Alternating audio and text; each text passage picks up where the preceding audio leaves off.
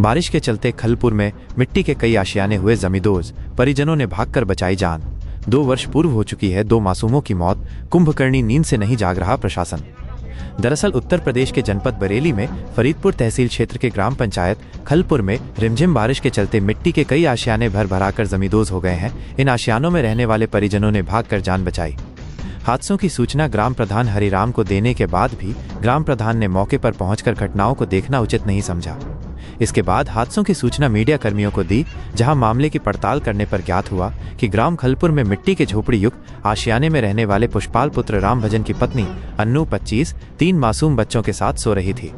पुष्पाल मजदूरी करने बाहर गया था कि बीती रात अचानक आशियाने की मिट्टी युक्त दीवार रिमझिम बारिश के चलते भरभरा कर गिर गई। अन्नू ने खुद समेत मासूम बच्चों को तख्त से हटाकर जान बचाई। हादसे के बाद तमाम ग्रामीण एकत्रित हो गए, किंतु प्रधान देखने तक नहीं पहुंचा। पीड़ित अन्नू ने योगी सरकार से आवास समेत सरकारी योजनाओं की आस लगाई है। अन्नू, ये घर आपका है? हाँ हाँ। ये दीवार जो गिरी हुई है, कब गिरी, कैसे गिरी? 3 बालक यहीं पर लेटरले रही है, गिर गई थी। गिर गई? हाँ। कैसे आप लोग बचे यहाँ से? अब बालकन के दूसरे घर सुता के तब हम नहीं तो सब सामान बटोर। कब गिरा था ये? अजो गिरल है। अब रात में? रात में गिरल है। बरसात हुई थी? हाँ, बरसात हुई थी। क्या मांग करते सरकार से?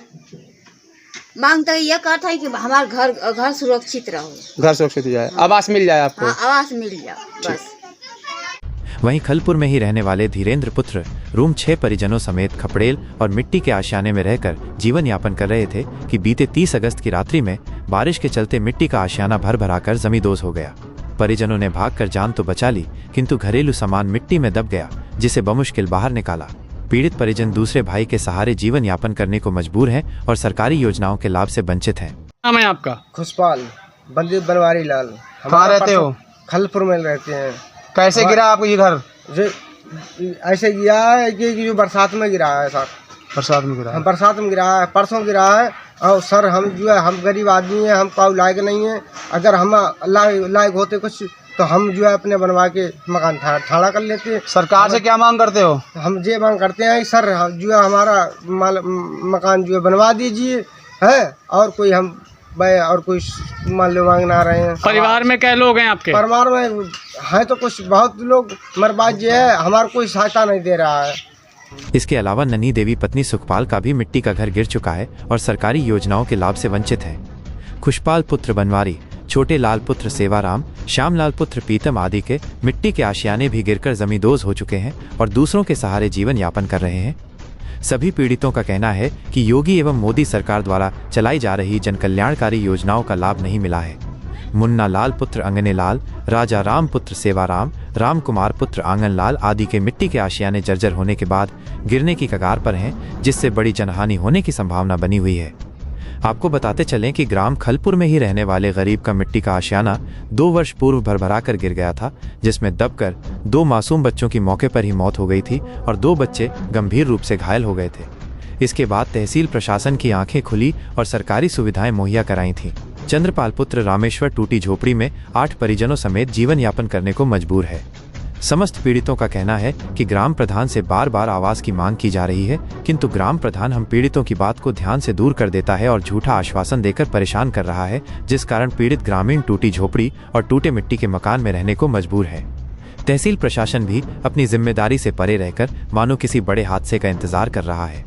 तहसील के जिम्मेदारों की भारी लापरवाही एवं मनमानी से ग्रामीणों में भारी रोष व्याप्त है। पीड़ित ग्रामीण ग्राम प्रधान समेत तहसील प्रशासन को बार बार कोस रहे हैं और योगी सरकार से सरकारी योजनाओं की आस लगाए हुए हैं। पीड़ितों का हाल जानने ग्राम खलपुर पहुंचे भाजपा कार्यकर्ता प्रवीण शर्मा ने ग्रामीणों को आश्वासन दिया कि आप सभी अपनी समस्या लेकर फरीदपुर तहसील पहुंचिए, हम आपकी हर संभव मदद के लिए तैयार हैं और एसडीएम फरीदपुर से वार्ता कर उचित सहायता दिलाने का प्रयास करेंगे।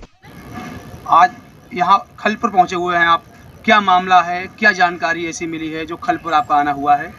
हमारे क्षेत्र पंचायत सदस्य हैं राजेश कश्यप जी, इन्होंने फ़ोन द्वारा सूचित किया था कि खलपुर में अत्याधिक जो बारिश हुई है पूरे क्षेत्र में, इसकी वजह से खलपुर में जो हमारे ग्रामीण लोग हैं उनके जो कच्चे आवास हैं वो कई आवास गिर गए हैं।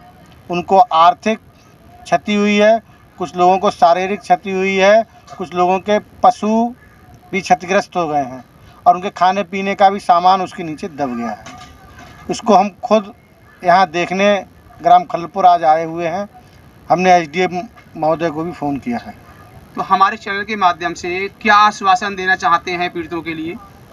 अभी क्षेत्र के लेखपाल यहाँ आए थे, ये बताया है शासन से जो भी राहत है वो इनको दिलवाई जाएगी और कल इनको हम अपने यहाँ फरीदपुर तहसील पे बुला रहे हैं। इन सब लोगों को लेकर खुद व्यक्तिगत रूप से एसडीएम महोदय फरीदपुर से मिलेंगे और उनकी समस्या का निराकरण कराएंगे। इनका अगर सर्वे नहीं हुआ तो दोबारा सर्वे हो और कैसे इनके पक्के मकान जो भारतीय जनता पार्टी की सरकार में योगी जी और मोदी जी द्वारा दिए जा रहे हैं वो इनको प्राप्त हों। इसके बारे में हम लोग वहाँ बैठ के जो कार्य है वो उसका क्रियान्वयन कराएंगे।